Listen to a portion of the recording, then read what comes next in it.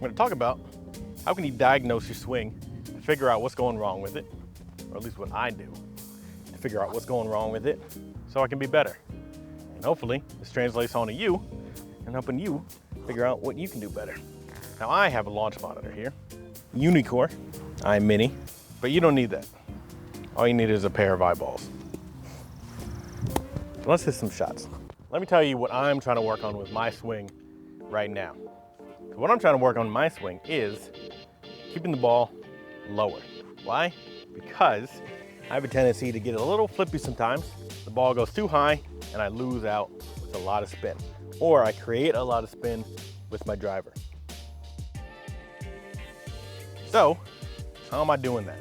I'm doing it with a wedge. So what I figured out was working on flighting your wedges lower is a great way to learn how to do a lot of things with the golf swing. Whether it's compressing the club a lot more, or trying to stay over the ball, or trying to get your hands in the right position. Now, of course, it's not exactly like the full swing, but you can really translate and figure out a lot of things that are going wrong with the golf swing with the wedge. Let me show you an example. So, I have a 54 in my hand.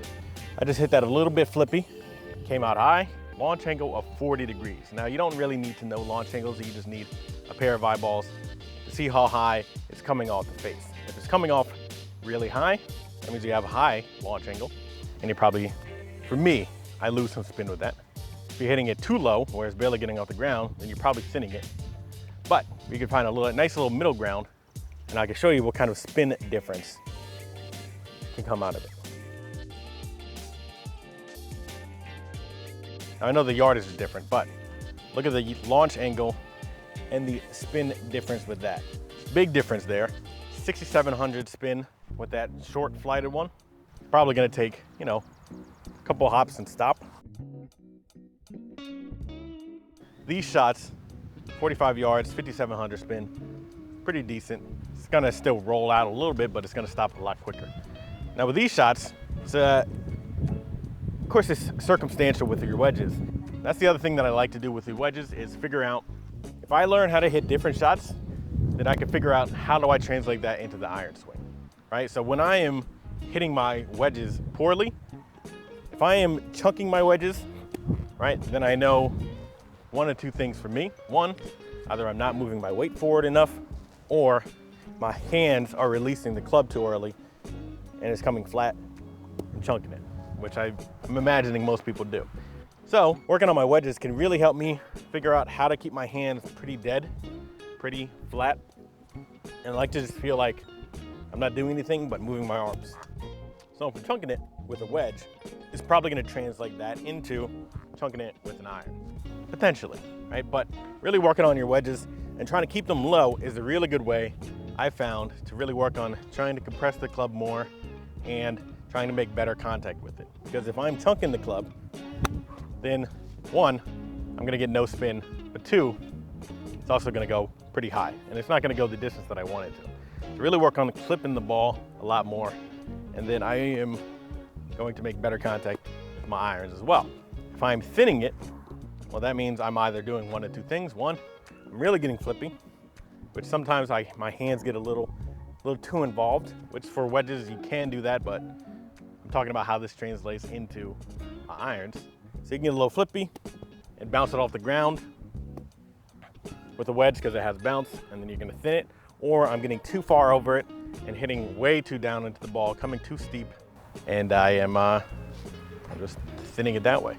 So some of those things are happening. The other thing that I like to work on with my wedges, really feeling as if I can shallow it more, because I take big divots because I ain't coming out too steep. So if I'm coming out too steep with my irons, I'm much more likely to chunk it, as opposed to if I get shallow with my wedges, which translates into my iron, then you're much less likely to chunk it because you're not coming in as steep and gonna hit the ground. So if you're coming in a little bit more shallow, you can at least skid off the ground a little bit more. It's not perfect, but that's the way that I like to diagnose what's going on with my swing for the most part. Look at that. 7,000 spin, 70 yards, pretty decent. I could add more spin to that, but we don't need to. Let's pull out an iron actually and talk a little bit about how to figure out what else is going on. After I warmed up, I see where I'm hitting it, how I'm hitting the wedges, what's going on with my irons. Now, I don't know if anyone else is like this, but the way that my brain works is thinking in a fade. So I can visualize a fade in my mind, but I have a very hard time visualizing a draw. And that's why I don't play a draw, because I end up overdrawing it and hooking it. So I like to stick to my fade, and I like to play the fade. Just play your shot shape, play whatever works for you, and make it work. So let's see if my draw comes out like that. I thinned it. Now that's a good example of what went wrong. So what went wrong there? One, I think my hands got a little too flippy, or potentially I stood up at impact, which those are the two things that go wrong for me. But the problem with diagnosing your own swing is there could be a million things wrong, potentially. But for most people, and just in life, you're probably only gonna do one or two things wrong that are unique to you. Not unique. You're probably gonna fall into a behavioral pattern. And you're gonna be doing the same thing wrong over and over. For me, I have a tendency of standing up in my golf swing, which then like that, if my hands aren't moving, I gotta end up thinning it. Or if I get a little flippy, then obviously I can thin it because of my club. So what I wanna work on is staying down in the ball and over the ball. That's how I work on those thinned shots a little bit more. So let's see if I can hit this fade this time. There we go, 150 yards. Spin is a little low, which is fine. That's what these irons do sometimes. 7,000 spin, 102 spin to the right. So it's pretty much a dead straight shot, but with a little fade on it. So what did I do differently that time? Well, I knew that I either stood up on the ball or I got too far ahead of it. And I'm probably gonna guess that I stood up because that's generally my biggest problem. The whole reason of this video is one, for me, but two, being able to diagnose your own swing, then you can figure out, well, what do I need to do for my swing? There's a million videos out there. I'm not a golf swing coach. I'm just a psychologist that teaches you how to think and how to solve your problems a little bit more. So if you know, what am I doing wrong, then you can find a corresponding video to find out what you're doing, what you can do right. And that's kind of the goal. Now for me, I watch a lot of videos, but there's a lot of conflicting videos out there about what you should do in the golf swing. So just find one video and try that, see if it works. If it doesn't work, try something else. Don't try to do 40 different things in the golf swing and go from there. So for me, I'm really trying to keep my chest over the ball, left shoulder down, right shoulder down. And by doing that, if I feel like I can keep my chest over the ball, then I usually make pretty good contact, as long as I'm not trying to swing out of my shoes.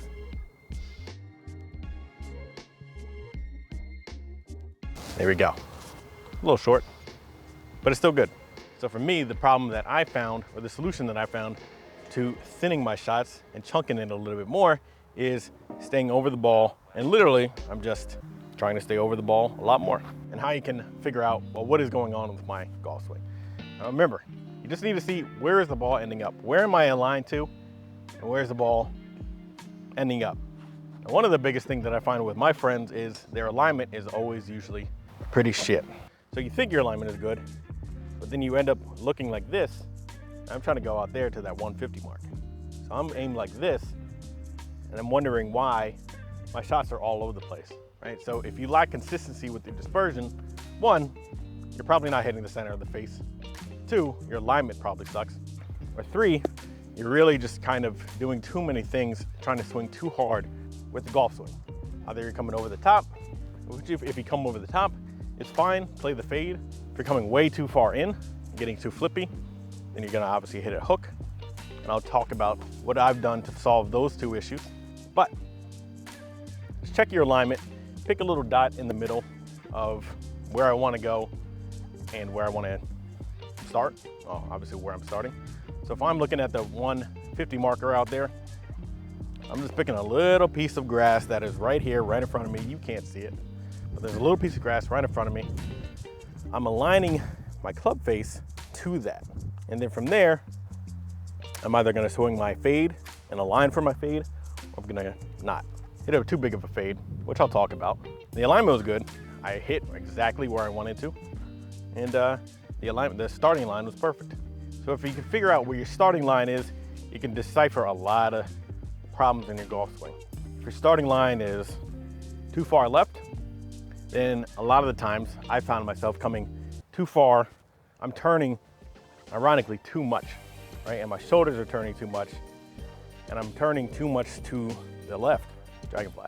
I'm turning too much to the left as opposed to keeping my chest out and swinging out that way. And you're gonna have to, for me, I found doing that same thing, keeping my chest out as long as possible, is a great way to hit a draw or a fade. When I start hitting a draw, especially with my driver, and it starts left and it goes left, then I know that I'm turning too much and my shoulders are doing too much of the work, as opposed to keeping my shoulder down and throwing the club more out that way. I don't even know if I'm making sense anymore.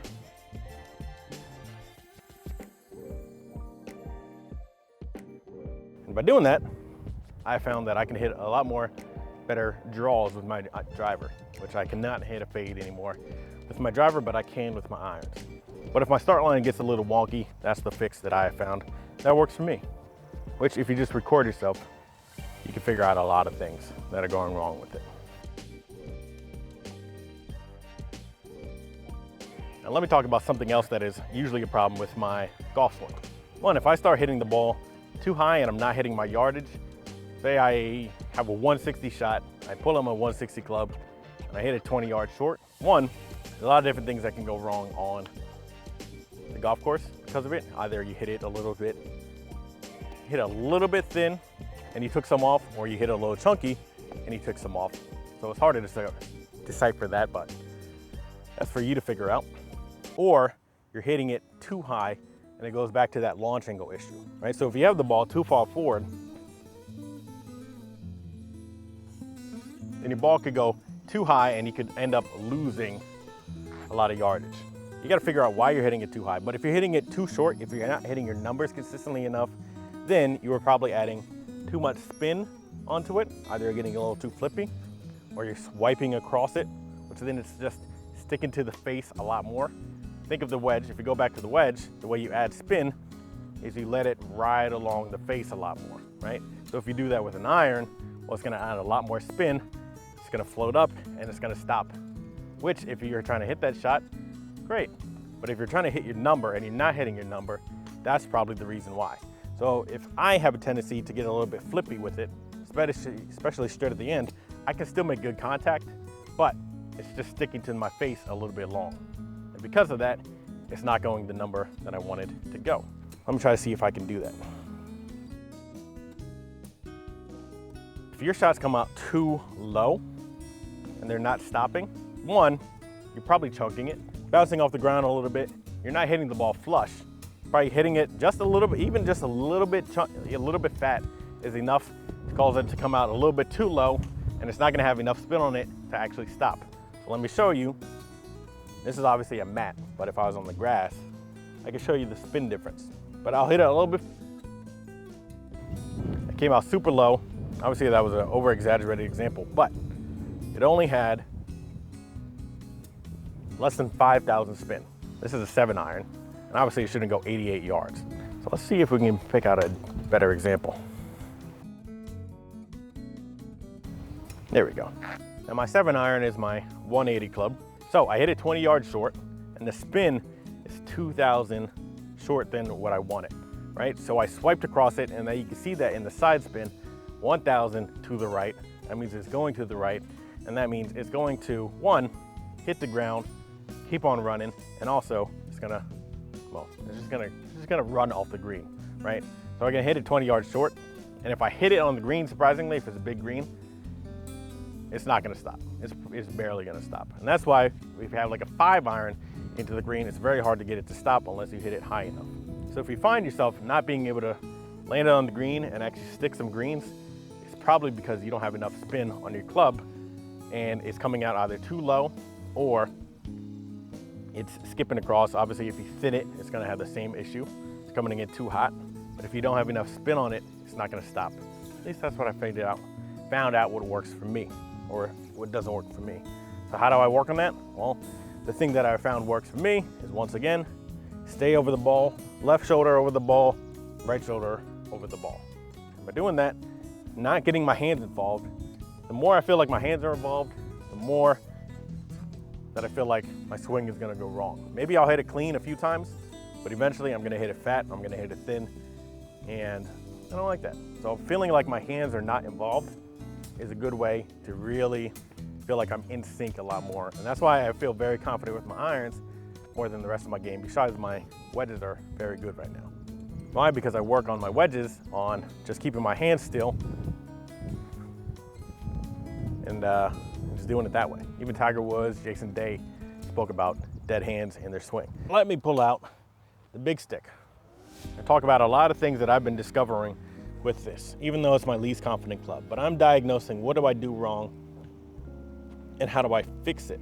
I'm trying to self-teach myself, but one, just get a lesson. That's the easiest thing that you can do.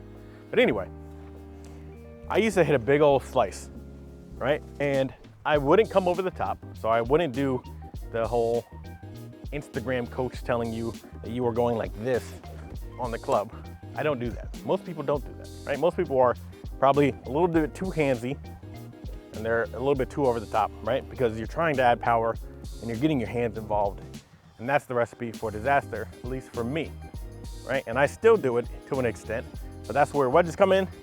Feel like you were hitting a wedge shot, keeping your hands pretty dead, and that's at least what helps me hit much better shots. But anyway, if you found yourself with a big slice like I used to have, I'll post a video on that. A few things that I have found was the problem for me. One, I wasn't really coming over the top. I used to maybe when I first started, but I'm not doing that. If you are coming over the top, just take a step back, drop your right foot back, right? And you're good to go. But one of the big things that was the culprit for me was I would end up back here and my wrist would be cupped. If I felt like my wrist was cupped, well, my face is wide open at this point. And it doesn't matter if I'm coming in to out. I could be coming in and out by 15 degrees. That ball is still going right. So what I would want to do, one thing that I've been trying to work on, is keeping my wrist feeling like it's flat, if not slightly bowed at the top. And by doing that, my face is much more likely to come in straight. Let me try to show you. Okay, my bag fell over. Anyway, so this is what's happening if I cup my wrist. If I keep my wrist cupped, my face is gonna be wide open, right? So unless I have an insane amount of side bend, which I don't have, my wrist is the club face is gonna be open no matter what I do. So I'm trying to keep the wrist flat, bowed even feeling, even though it's not bowed, because I have a strong grip.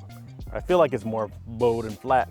It's gonna come in a lot more straight. If I have this bend, right? So this wrist is bent more towards the sky, upwards, the face is gonna be left wide open when I get here, right? Especially if I am releasing it early, right? If I'm getting a little flippy, then one, I'm either going to probably leave it wide open or I'm going to overcompensate way too much and it's gonna start left and it's just gonna go left. So what I'm trying to feel is keep my wrists flat a little bit more, keep the dead hands, turn through the ball. Keep my chest facing towards the ball because I also have the tendency to turn too much and I'm losing it to the left. And it's starting left, going left. Let me show you what I've been working on with my driver. I'm trying to keep my driver ironically low, right? So if you have a faster swing speed or if you put a little bit more oomph into it, right, you'll probably see your ball go straight up because it's spinning a lot. So that one,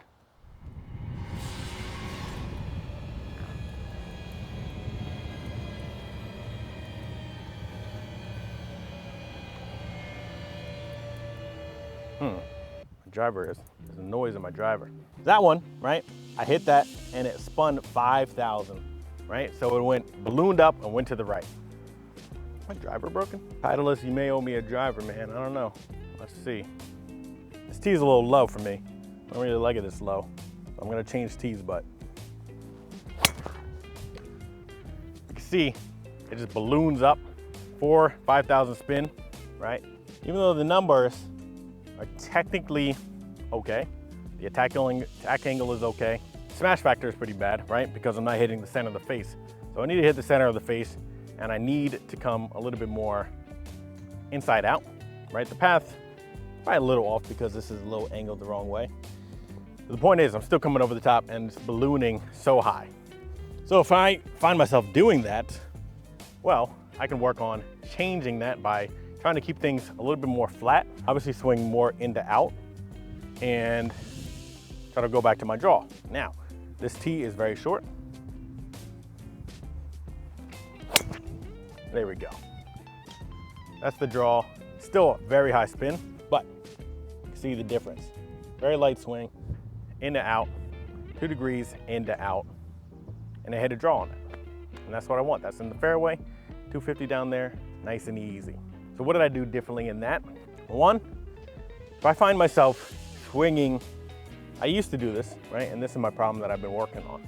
If I'm hitting slices, one, my wrist is bent, or I feel like I'm hitting at the ball, right? So if I feel like I'm hitting at the ball, I'm swinging at the ball, then I'm usually adding a little bit too much side spin and it's gonna smush and stick along the face. So what I've been working on is feeling like I'm just putting the club down this way and turning. And by doing that, you're gonna come into out and it's gonna be the draw that a lot of people like to play. I don't like to play it, but I can't figure out how to fade it without a lot of spin to it. So anyway, let me add a higher tee. By doing that, you'll get much better at moving your weight forward. So if you feel like your weight is always ending backwards, or if you're falling backwards after your swing, right, you're obviously not moving your weight enough, or you're bouncing off your front leg too much. The other problem that I have is I will fall forward and towards the ball. If I'm doing that, it's because I'm on my tippy toes too much, right? And I'm trying to reach for the ball a little bit too much as opposed to swing down and turn, right? Because then you can't really fall over that way. I mean, maybe you could turn over this way if you're spinning too much, but those are the problems that I've found for me of where are my feet ending up and where's my balance. By doing that, I can instantly tell myself, well, what am I doing wrong? And that's if I'm on a flat lie. So one thing I want to do is probably shallow out a little bit more and try to, well, just come in a little bit more shallow, right? Because if I come in steep, like my iron swing, then it's probably going to either hit the top of my face or I'm going to be swinging up on it a little too much and it's going to just go too high for me, right? I haven't figured out how to actually control the spin a lot more.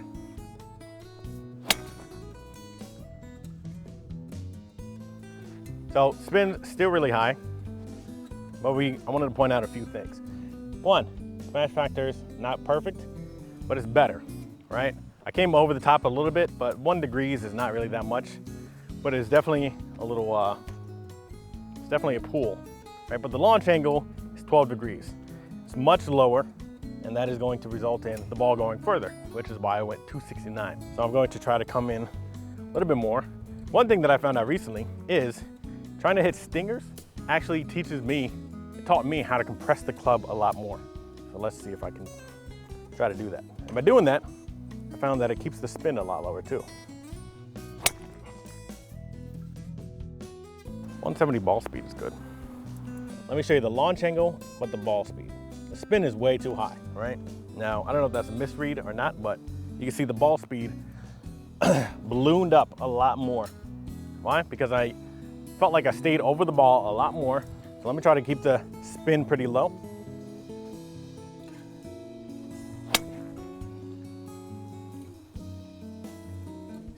Still, dead straight shot. But the spin is just too high. And that's one thing that I'm working on and trying to figure out a lot more. So one thing that I have found to work for it is trying to really swing a lot more shallow and in and out, but I hate the feeling of that swing. So if it balloons up, it balloons up. I mean, it went dead straight. So let me try to see if I can lower the spin for you. Yeah, see? So with that, that's a much better hit, but it just went left. So that is one thing that I'm really working on is one, trying to do more of that swing, but keep my chest out. So it goes out left, goes out right, comes back left. So let's try to see if I can do that. Dead straight.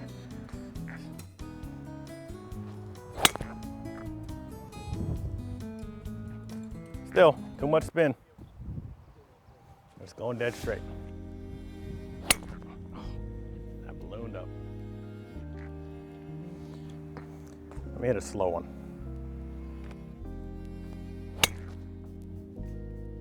It's 3,000 spins still. All right, let me hit a slow one and stay over it. Let me try to hit a stinger. Well, one thing that I also found that does not work is trying to purposely hit up on it. I don't try to hit up on it anymore. I just let it happen. And by doing that, I've been making much better contact despite today with the ball. But when I try to hit up on it, I end up topping it, thinning it, and either I top it really badly and it goes like 2 yards, or I top it and it goes barely past the front tees. So by not trying to hit up on it, one, my weight is moving more forward. I'm staying over the ball a lot more, and I'm just naturally letting the arc of the club and before it come up a little bit on it. So I'm adding less tilt onto my body. Because if I add too much tilt, I used to be tilted like this, right? So if I do that, then I really have to shift my weight forward and keep it moving. Otherwise, my bottom out is gonna be like down here. Let me swing it up and top the ball. I don't want that to happen. So now, I just kind of stay pretty straight and balanced, try to stay over it, and swing it just like every other club. Big draw, still in the fairway. Let me try to get less hands involved. Maybe I'm getting too much hands involved. Still too much spin. I don't know, adding too much spin, but that's not the point. The point is, they're going dead straight, going the direction that I want it, coming out fine. I think the spin might be a little off on this thing, but maybe not. Honestly, it's probably just me. I don't know why it's just me, but it is just me. If you comment, if you know how to lower your spin with your driver, besides getting a new shaft, because I got fitted for this and I was hitting it much better, comment below. Let me know, because I would love to lower my spin. And I know how to, but sometimes it just doesn't. Let me try to bring it back here. Oh, that's so far left. Anyway, I'm gonna keep practicing.